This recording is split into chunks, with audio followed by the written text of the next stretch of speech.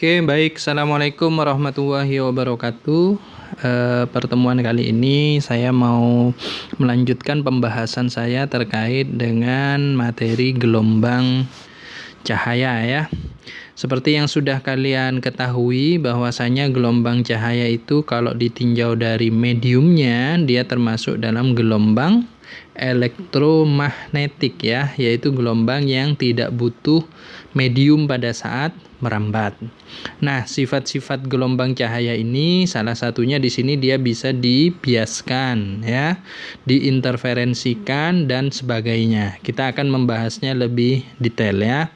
Oke, kita mulai pertama tentang konsep pembiasan atau refraksi, yaitu pembelokan arah rambat cahaya karena melalui medium yang berbeda. Ya, contoh di sini ada dua buah medium udara dan air. Gambar yang pertama ini sinarnya datang membentuk sudut datang I terhadap garis normal. Karena memasuki medium yang lebih rapat, jadi indeks biasnya air itu lebih besar daripada indeks bias udara ya. Maka cahaya yang datang di sini akan dibiaskan mendekati garis normal. Jadi sudut biasnya sebesar R ya. Sebaliknya, kalau sinar di sini datang dari medium yang lebih rapat ke medium yang renggang, maka dia akan dibiaskan menjauhi ya dengan sudut bias sebesar R ya. Nah, berdasarkan persamaan Snellius dituliskan persamaan N1 kali sin I sama dengan N2 dikali dengan sin R ya. Kemudian ada lagi konsep indeks bias relatif ya. Maksudnya indeks bias medium 1 relatif terhadap medium 2. Kita tuliskan dengan N1,2. Persamaannya N1 per N2. Nah, indeks bias ini dampaknya adalah panjang gelombangnya berbanding terbalik terhadap indeks bias. Makanya di sini ditulis lambda 2 per lambda 1. Kemudian dia juga berbanding terbalik terhadap cepat rambat. Jadi V2 per V1 ya. Misalkan contoh ada sebuah soal seberkas cahaya datang dari udara dengan kecepatan 3 kali 10 pangkat 8 meter per sekon. Saat memasuki air, maka otomatis kecepatannya akan lebih rendah. Kenapa? Karena indeks bias air lebih besar daripada indeks bias udara. Itu yang dimaksud dengan berbanding terbalik ya. Hanya saja konsep yang perlu kalian tekankan di sini, frekuensi cahayanya itu selalu tetap ya. F1 sama dengan F2 ya. Oke, kemudian yang kedua tentang konsep interferensi celah ganda. Nah, namanya saja sudah celah ganda. Jadi di sebelah sini celahnya ada dua ya. Lebar celah kita simbolkan dengan D. Sinar yang datang di sini kita simbolkan dengan lambda. Ini panjang gelombang sinarnya ya. Kemudian antara celah dan layar ini kita simbolkan dengan L. Jarak celah ke layar ya. Nah, ini layarnya di sini tempat terbentuknya sinar. Kalau ada seberkas cahaya memasuki celah ganda, maka pada layar akan terbentuk pola terang gelap yang berurutan ya. Nah, P di sini adalah jarak terang ke berapapun terhadap terang pusat, atau jarak gelap ke berapapun terhadap terang pusat ya. Itu kita simbolkan dengan P, atau kalau di buku biasanya disimbolkan dengan Y ya, sama saja itu. Tetapi kalau nanti di soal ditanyakan tentukan jarak antara terang ke-1 dengan terang ke-2, nah itu kita simbolkan dengan delta P, selisih ya. Terang kedua dikurangi dengan jarak terang pertama. Atau terang pertama dengan gelap kedua, itu juga kita simbolkan dengan delta P. Jelas ya? Nah, kalau kamu lihat di sini, persamaan yang akan kita gunakan adalah D dikali dengan sin theta sama dengan D dikali dengan P per L. Karena untuk sudut yang sangat kecil, sin theta di sini mendekati dengan tangan theta ya, tandesam depan bagi samping. P per L. Kalau polanya terang, persamaan yang dipakai adalah M kali lambda. Dengan catatan M-nya dimulai dari 0, 1, 2, dan seterusnya. Karena untuk pola terang dia ada terang pusat. M-nya dimulai dari 0. Kalau gelap, persamaannya adalah M min setengah dikali dengan lambda. M-nya dimulai dari 1, 2, 3, dan seterusnya. Kalau gelap, M-nya mulai dari 1, karena di sini tidak ada gelap pusat ya. Gelapnya dimulai dari gelap pertama. Oke. Jadi pilih salah satu dari persamaan ini, D sin theta atau D persik suka lontong ya. Saya sebut seperti itu, dP per L. Kalau terang M kali lambda, kalau gelap M min setengah lambda. Oke. Terus yang ketiga tentang difraksi pada kisi. Nah, kisi di sini adalah celah yang jumlahnya sangat banyak. Difraksi otomatis di sini celahnya tunggal, tapi karena di depannya diletakkan kisi, celahnya menjadi sangat banyak. Nah, sebenarnya difraksi pada kisi ini sama persis seperti interferensi celah ganda. Jadi kalau kalian perhatikan persamaannya, untuk pola terang M lambda, M gelap adalah M min setengah lambda. Hanya bedanya di sini untuk mencari lebar celah ya. Kita cari dulu dari persamaan ini 1/n ya. N-nya itu adalah konstanta kisi ya. Biasanya satuannya garis per senti. Nanti kalian ubah dulu menjadi garis per meter. Jadi konstanta kisi 1000 garis per senti. Kalian ubah dulu menjadi garis per meter. Gitu ya. Oke. Lanjut berikutnya tentang interferensi lapisan tipis. Nah, di sini dia konsepnya udah berkebalikan dengan interferensi celah ganda.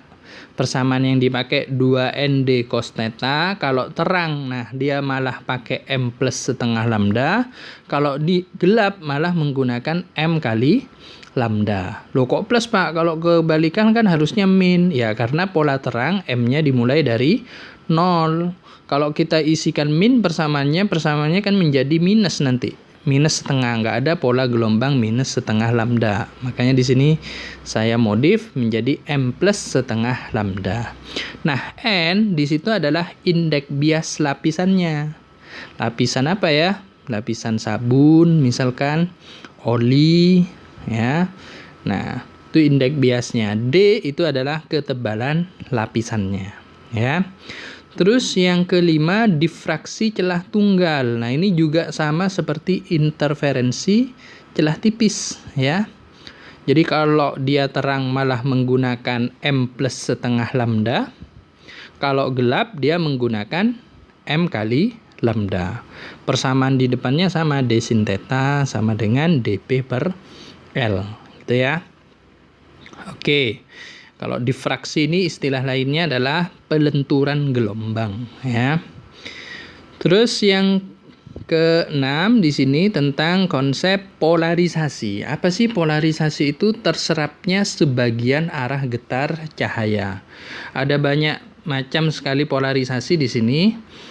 Cuman yang saya bahas dua, yaitu polarisasi karena absorpsi selektif dan polarisasi karena pemantulan dan pembiasan. Oke, kita mulai satu persatu ya. Misalkan di sini ada dua buah polarisator ya. Yang pertama ini kita kasih nama polarisator. Sementara yang kedua ini kita kasih nama dengan analisator. Jadi analisatornya itu membentuk sudut tertentu ya, sudut theta misalkan. Misal di sebelah kiri di sini ada sinar yang mula-mula memiliki intensitas cahaya sebesar I0.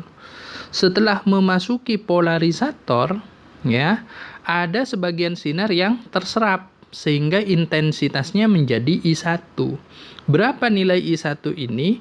Otomatis setengahnya I0 ya, karena hilang separuhnya. Ini polarisator yang belum membentuk sudut ya.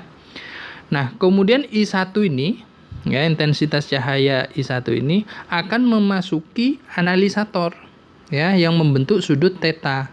Sehingga intensitas yang keluar di sini menjadi I1 cos kuadrat theta.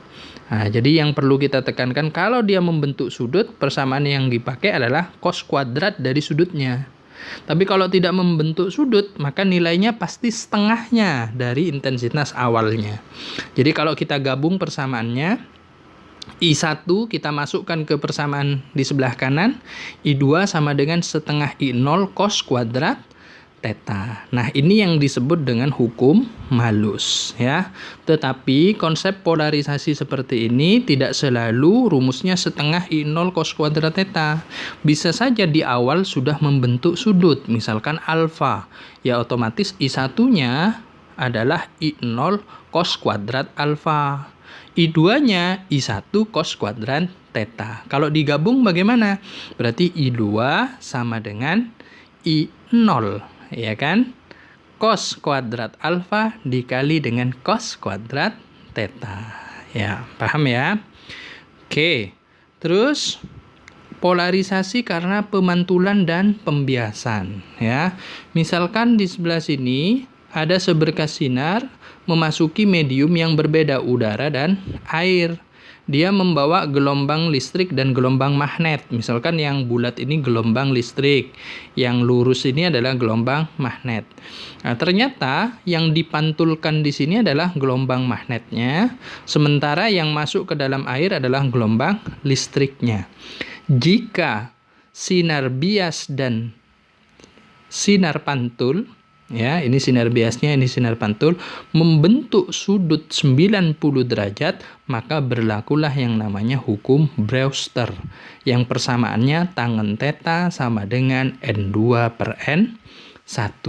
Itu persamaannya, ya. Oke. Terus lanjut konsep yang terakhir, yaitu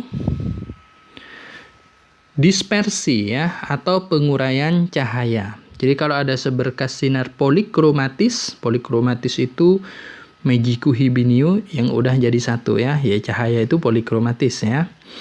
Kalau kita tembakkan pada prisma, maka nanti setelah keluar dari prisma ditangkap oleh layar, dia akan terurai menjadi warna Meiji Hibiniu, ya.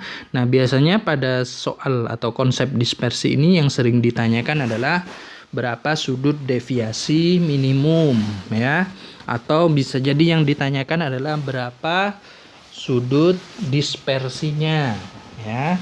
Oke, coba kita bahas satu persatu di sini, ya. Kalau kalian perhatikan di sini ada seberkas sinar datang, ya, dengan sudut datang I1. Karena memasuki medium prisma N2 di sini, maka dia dibelokkan, ya. Kemudian dari prisma keluar lagi ke medium N1 di sini, ya. Medium N1 ini bisa udara, bisa air, ya. Jadi prisma bisa ada di udara, bisa di dalam air, ada di minyak dan sebagainya, ya. Nah, beta ini adalah sudut pembias prismanya. Sementara D itu adalah sudut deviasi. Jadi sudut deviasi itu diperoleh dari hasil perpanjangan dari sinar datangnya, ya, terhadap sinar yang dibiaskan. Nah, kalau kamu perhatikan di sini, syarat terjadinya deviasi minimum itu jika I1 sama dengan R2 atau R1 sama dengan I2, atau saat R1 ditambah I2 itu sama dengan beta. Nah, kalau kita masukkan persamaannya, deviasi minimum adalah I1 ditambah R2 dikurangi dengan beta. Ingat, R2 kan sama dengan I1, sehingga boleh kita tulis deviasi minimum rumusnya adalah 2 kali I1 minus beta. Atau I1 sama dengan deviasi minimum ditambah beta per 2. Ini kita perlukan persamaannya untuk penggunaan rumus yang lain, ya. Oke. Terus ada lagi pertanyaan di soal, biasanya sudut deviasi minimum jika betanya sangat kecil, kurang dari 15 derajat misalkan. Maka kita butuh bantuan persamaan Snellius, ya. N1 kali sin I1 sama dengan N2 dikali dengan sin R1, ya. Oke. N1 dikali sin. Nah, I1-nya kita substitusikan ke sini. Deviasi minimum plus 2 bagi 2 sama dengan N2 dikali sin. Nah, R-nya di sini, ingat tadi persamaan ada beta sama dengan R1 tambah I2.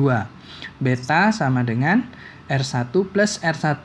Kan I2 sama dengan R1 tadi. Berarti R1 sama dengan beta per 2. Ya.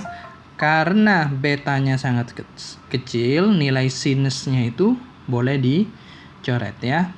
Nah, kemudian kita kalikan masing-masing, kemudian 2-nya dicoret ya.